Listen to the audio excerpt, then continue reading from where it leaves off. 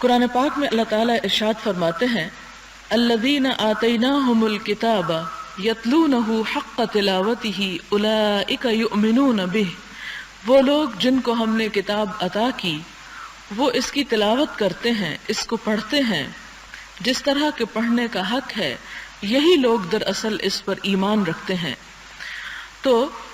ایمان کا اظہار عمل سے ہوتا ہے، اور قرآن پاک پر ایمان کے بنیادی ارکان میں سے ہے کہ اللہ تعالیٰ پر ایمان، فرشتوں پر، آخرت پر، رسولوں پر اور کتابوں پر، اور انہی میں سے پھر قرآن پاک پر ایمان۔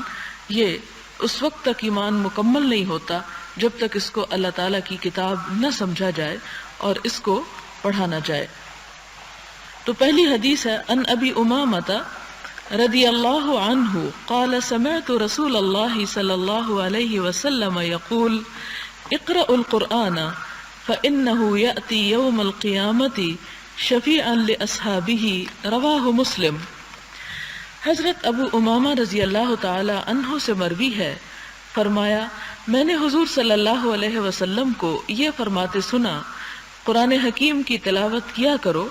کیونکہ قرآن حکیم قیامت کے دن اپنے پڑھنے والوں کے لیے سفارشی بن کر آئے گا۔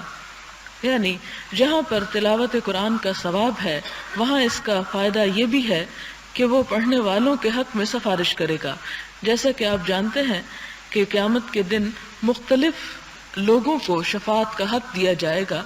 اسی طرح